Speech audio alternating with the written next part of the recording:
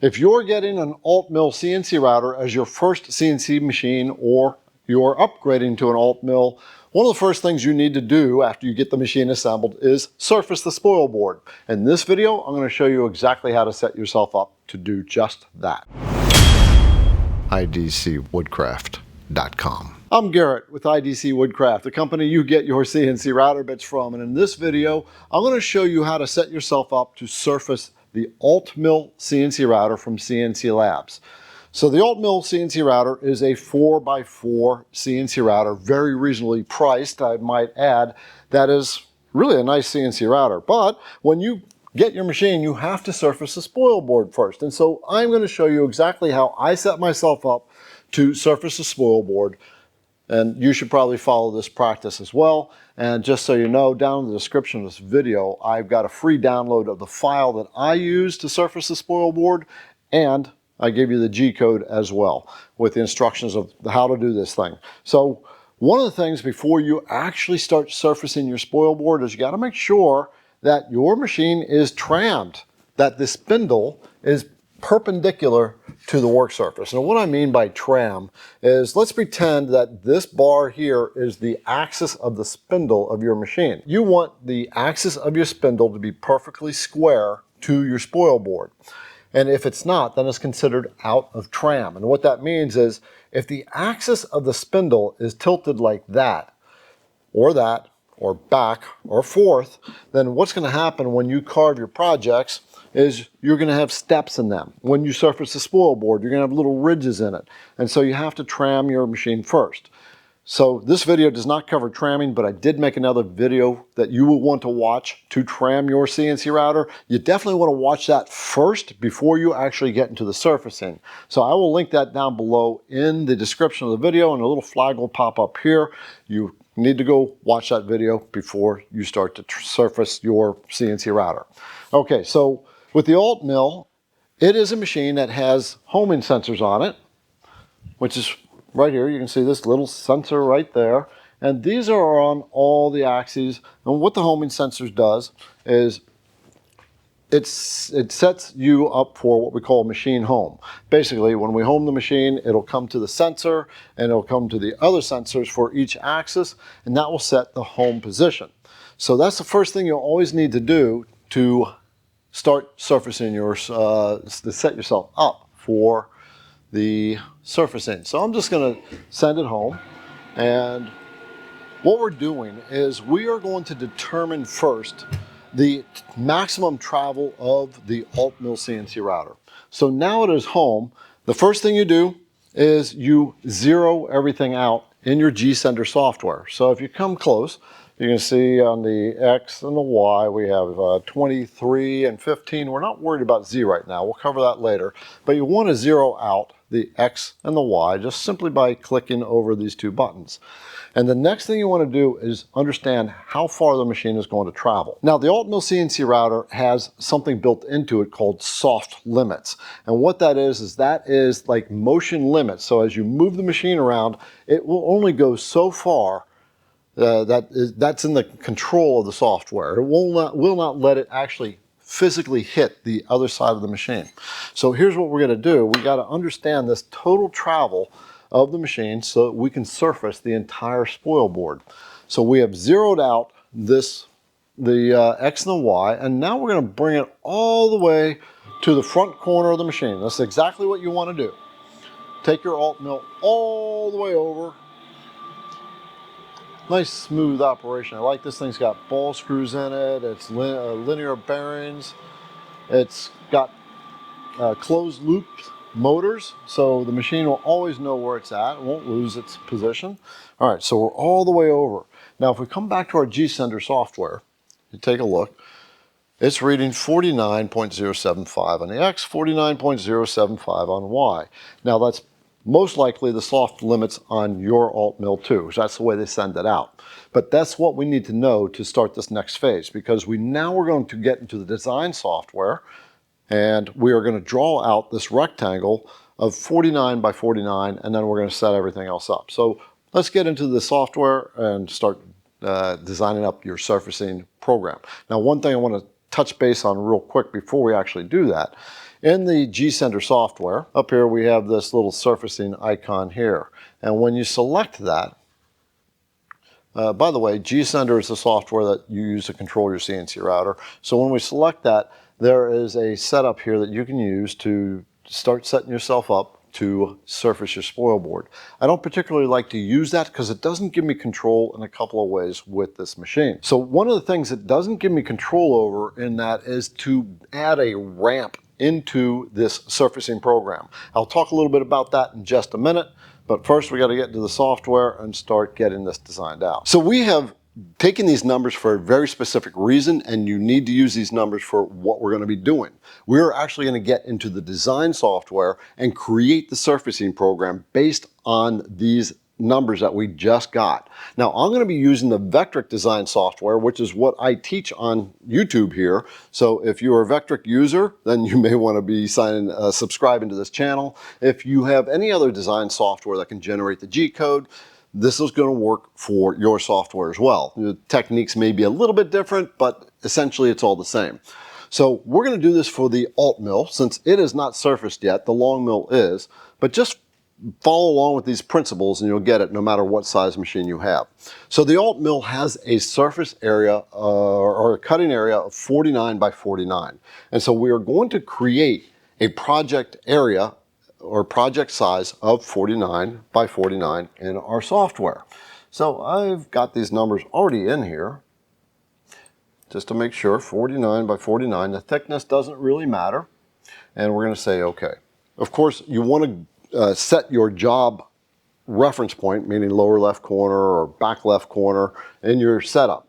The Altmill home position is in the back left corner, so you want to make sure that your origin is set for the back left corner. Now the first thing we're going to do is create a rectangle of the exact same size, 49 by 49. So I'm going to create a rectangle in the software. I'm making sure that my anchor point is the back left corner for this machine. Again, yours may need to be the front left corner. I'm going to set my X and Y origin at 0. And what that means is the rectangle will start at that 0 point in the software, which is relevant or relative to the machine itself. And then we just need to set the size of the rectangle. So I've got 49 by 49, which is already in here, but I'm just going to create it anyway, and we're going to hit create and then close. And so now, if I just select that rectangle, we got it there.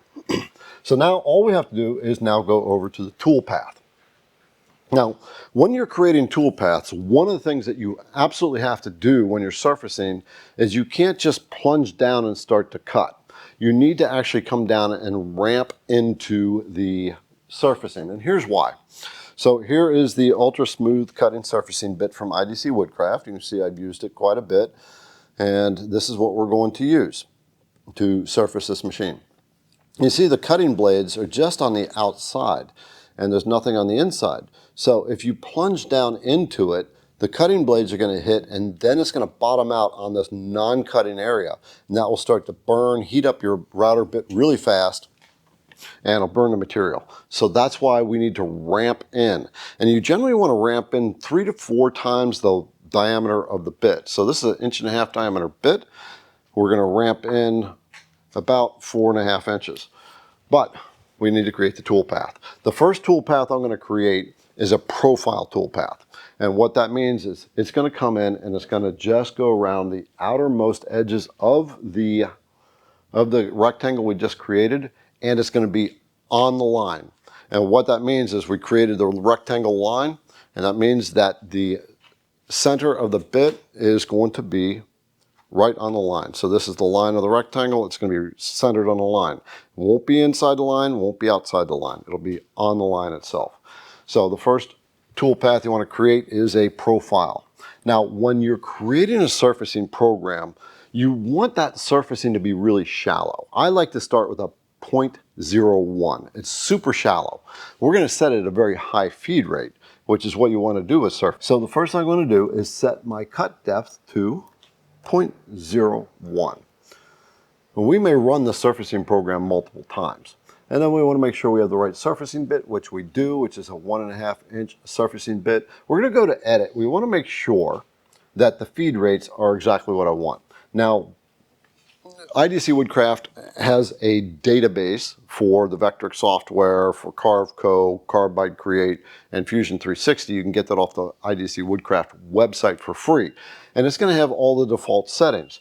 And so the default settings we have right now are 120 for the feed rate.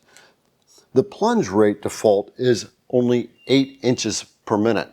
And the reason I set that so low is because if you're coming straight down with a surfacing bit, you want to have enough time to stop it for the reason I just explained to you, that you will bottom out on this part of the bit, and you don't want to do that. But because we're going to ramp in, we're going to set that ramp at the feed rate. In other words, it's going to come down to a point and it's going to ramp in at 120 inches per minute and then go on around at 120 inches per minute. Now, I will probably speed this up just because the Altmill is a much more aggressive machine and it's much more solid.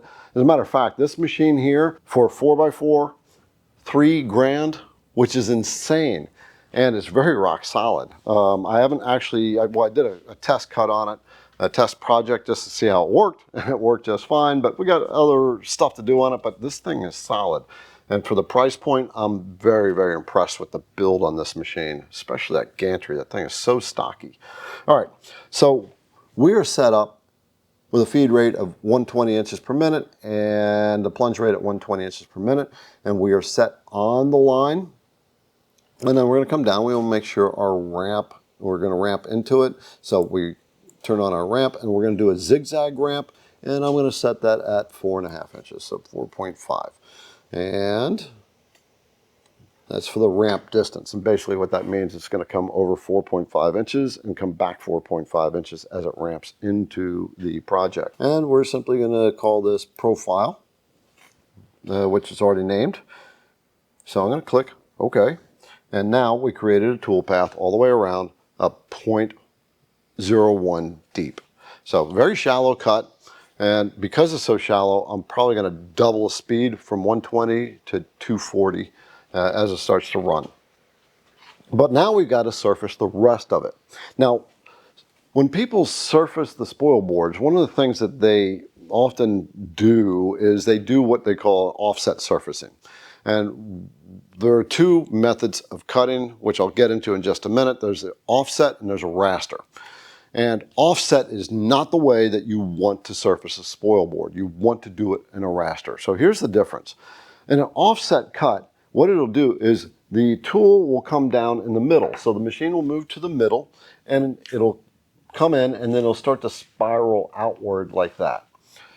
A raster, it comes to a corner and it goes back and forth all the way across and gradually indexes its way down. And the reason you don't want to do an offset is because when that router bit is coming over and it's getting ready to change directions, it will stop and pause for just a minute before it starts to go the other way. And what you'll end up doing is you'll get in these little burn marks where that paused at. And the reason that happens is because it just pauses just a little bit, and that pause gives it enough time to create a lot of heat in that router bit, and it's just rubbing on the wood, and you don't want to do that. So that's why you want to do a raster. All right, so now we have to do the pocket cut, and that's where this raster comes into play. So you want to set yourself up for a pocket cut. You're going to set your depth to the same, 0.01 deep, and we want to make sure we have the same router bit, which is the 1.5 inch ultra smooth cutting surfacing bit from IDC Woodcraft. I'll put a link down below for that. And then we're going to edit that feed rate. We want to make sure our feed rate is at 120 and our plunge rate is at 120 as well, because we're going to be doing a ramp for that as well. Anytime you use a surfacing bit, you either want to start on the outside of the project and come in and do a raster cut, or you need to ramp into it. Now, I've got a video that talks about how to surface your projects. I suggest you watch that, especially if you're new to CNC routers, because it'll give you the proper way to set yourself up for getting your projects surfaced before you carve them, which is something you should always do. So we're in here, and you can see right now I am set up on raster. There's the offset there, there's raster, we want raster, and a climb and conventional doesn't really matter. We want to make sure our ramp is turned on, so you see this little check mark, it says ramp, and I'm going to change that to 4.5. So it'll ramp in at 4.5 inches, and we're going to calculate this. Now you see the name says pocket. That's okay. We're going to go with that. And now if you look at the screen, you can see our entire program. I just want to check one more thing. In the Vectric software, you see this little area. I just went back into the pocket profile toolpath, and the pocket toolpath. And just right here, it says profile pass last. I don't want a last or first pass. I'm going to say no pass, and I'll explain what that's going to do. Okay, so here's what's going to happen. The first move is the machine is going to just profile the outside max of that 49 by 49. And then it's going to come in and do a raster cut. Now, in that one section where it just changed from last pass to no pass, what would happen is it would do the raster cut and then it would come back and do another square cut all the way around. That's a profile pass on the inside of the rectangle. I don't really need that. So that's why I turned that off. So now we have that. And then you want to generate your toolpath. So we're going to close that. And I am going to save my toolpath. We'll do a quick preview on that just to make sure everything looks good. So do a quick preview of all the toolpaths and everything looks good. You can't really see anything, but we'll just give it a global color. So what I just did, I turned on global fill and that shows that this whole thing's yellow. That means it's machining the whole surface. I'm going to turn that color back off. I'm going to close that and generate the toolpath. Now, this program, if you have the Altmill CNC Router, I'm going to make available to you. There will be a link down below where you can download this. It'll have a set of instructions so that you know how to use this program. But once we get this generated out, then you'll see exactly how it runs. It'll run the exact same way for you with your Altmill. Okay, so let's save this toolpath. And we'll click Save Toolpath. And I'm going to give it a name. We're going to call it Altmill Surfacing. And then we're going to come into the G-Sender software and we are going to load the program. And now you can see on the screen exactly what it's going to do. So whenever you write a program, you actually want to just kind of test it out first, especially the first time running. You want to make sure everything's going to work right. So you don't want to dive right into surfacing. You just want to make sure the machine is going to run right. So what I'm not going to do is put the router bit in yet. I'm going to set my Z relatively high. So we're bringing it down and I'm going to zero out my Z and we want to make sure that the X and Y is zeroed at the home position, which it is, which you can see right here on the screen. And we're simply going to hit go. So let's test this thing out. All right, so the spindle is coming up and the spindle it takes a little time for the spindle to wind up. Now you can see how fast this machine runs, which is very impressive. So now it is doing the ramp in and now it's going to go and do the full cut. Now this at 120 inches for something like the long mill CNC router or the smaller benchtop CNC routers, this is a good feed rate, but for the Altmill it's clearly slow. So I'm going to bring that speed up.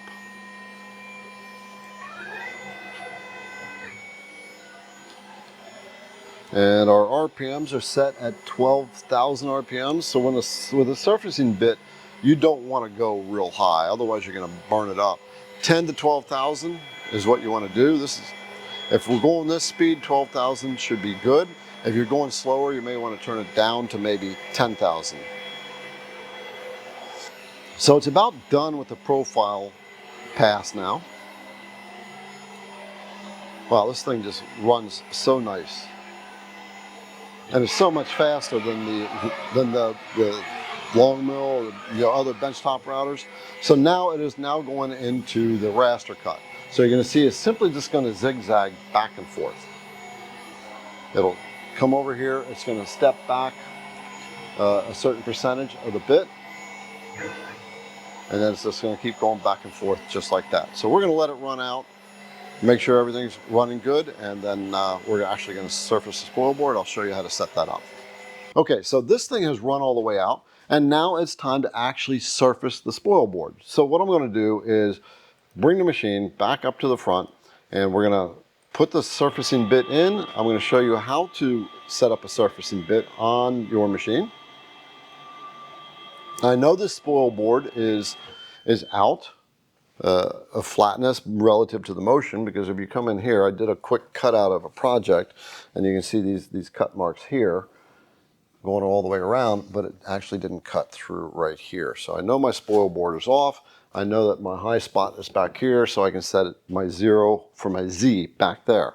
Now, what I'm going to do is run this out, and we will set this on high speed for the video, but I am not going to have it exposed. MDF is a very fine material, and if you surface it without your dust collection turned on, you're going to fill your whole room with that dust, and you're going to be breathing it in. You don't want to do that. So, all right, so come on up here, and here's how you set up a surfacing bit. You've got, you know, this long shaft here. You want to bring your like 2/3 of the shaft into the collet and just leave that much remaining. If you go too far out, which I've seen too many people do, you run the risk of actually breaking the bit or bending the bit, kicking out your project, things like that. So with any router bit, you never want to stick it way out to try to get as much as you can. So let's just tighten this guy up. Oh, here's another thing that's kind of cool about the Altmill and the spindle. The spindle in the Altmill is a thing you can add to it. You can, they give you the option of getting the spindle or not. So I'd always recommend, if you're going to buy the machine, just buy the spindle with it.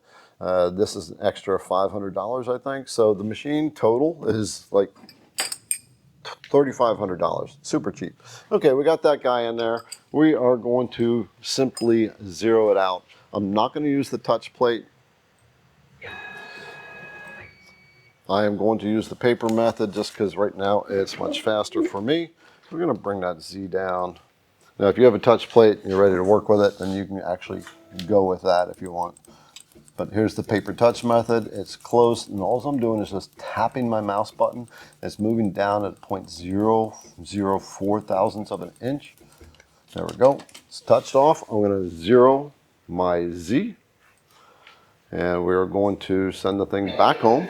And everything is zeroed now except for the Z. The Z is up high, and I'm going to hook up the dust collection, and we are going to let this guy rock and roll. The last thing we have to do before we actually run this program is set up our dust collector. This is something I like about the Altmill as well. They've made their dust collection setup really quick. It's this little housing right here. It slips right onto the spindle, and we'll set it right there, and basically just tighten it with that. Let's drop that down just a little bit. And it snaps in place, and then I'll bring it back up just a tad. All right, so the router bit is just inside that brush. Now, one of the things with the Altmill, the dust collection boot that they send, it's actually a 4-inch boot. So you want to either have a 4-inch dust collection hose, or you're going to have to adapt like I did. It took me a little bit to figure out how to get reduced to a 2.5, which is what I've already had. So we are ready to rock and roll. Okay, with that, we are going to run this thing out and surface the spoil board. Let's go. Okay, just before I actually start this, I want to put just little lines around here. And the reason I do that is so I will know what's been surfaced and what hasn't been. So I'm going to run this multiple times until it gets it all the way across, because it's just a patient process. I mean, you can go deeper on your surfacing if you want, but I like to just keep it nice and shallow.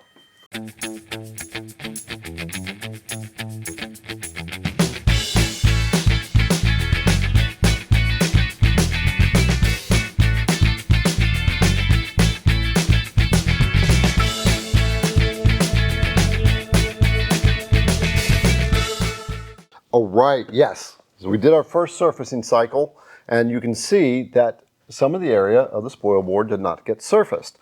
And that's not uncommon. There's a little bit of waviness. It's just there, you know, it's wood. It's gonna be kind of like that. So what I'm gonna do now, and what you would wanna do, is now drop your Z down by another 0.01 and rerun the cycle.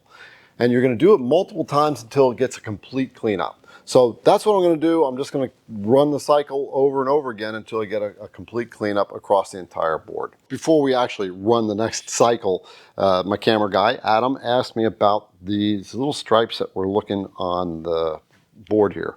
Now, if your machine is out of tram, what you're going to do is you're going to feel little ridges along here, and you run your finger. It'll just be like little steps. Tram, remember, is the machine is out of tram, it's going to be like that, and as it makes a cut, it's going to be cutting at an angle like that, and therefore the router bit is going to leave little steps in there. It's going to be steps like that, and that's going to be very obvious. You're going to see hard lines along here.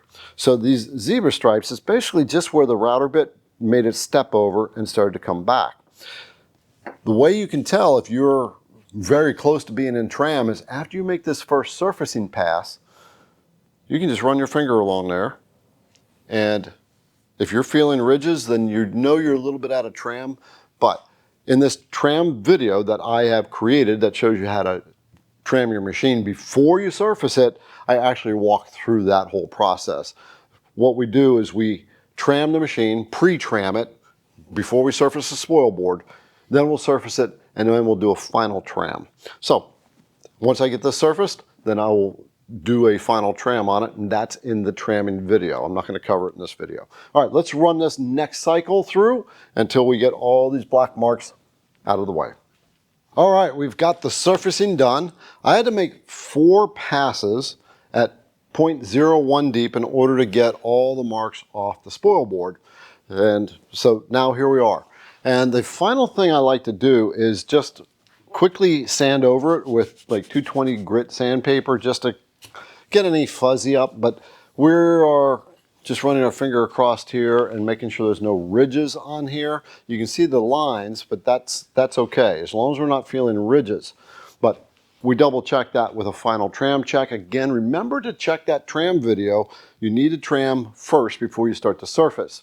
Now, before I wrap this up, the feed rate I used for the Altmill was 240 inches per minute. I started at 120 inches per minute, and that was too slow for this machine, so we amped it up to 240 inches per minute.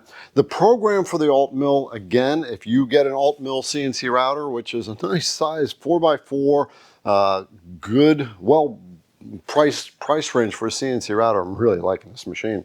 The surfacing program is available to you for free. There will be a link down below in the description, and you can just use that, and the instructions will tell you what to do. So basically, we're just going to do a light sanding across the entire thing. Not aggressive, just light, just to break off any fuzzies that might be on here.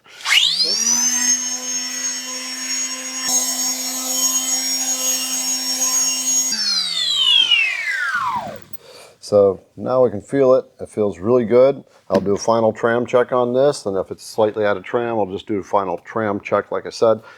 Make sure you watch that tram video so you understand how to tram the machine. Again, you want to use a tramming bar, or you can use an indicator like a dial gauge, but that's discussed in the tramming video as well. I like this. It's very quick, simple, basic, and costs a lot less than dial indicators. So remember this whole surfacing thing, the technique we used, we got the maximum travel of the CNC, and then we created our design based on that travel, created a rectangle, had the surfacing bit profile along that rectangle at 0.01 deep, and then we did a raster cut, pocket cut, all the way across. So it ended up doing all these lines like that. And we did it multiple times. We took it down by a 0.01 every time. I had to do it 4 times to get all these marks out. So now the spoil board is nice and level. And then finally you want to sand it off and then do your final tram check. So this program, again, is available to you if you get an Altmill. I do suggest you check this thing out. If you have the size in your shop, the room, and you want a good solid machine at a very reasonable price. Give me a thumbs up if this video is helpful, and subscribe to the channel. I got tons of videos about CNC, walk you through all the stuff, how to design things, how CNCs work, all the micro details that you don't find in any other YouTube videos. So with that, have a great day, better tomorrow, and happy CNC.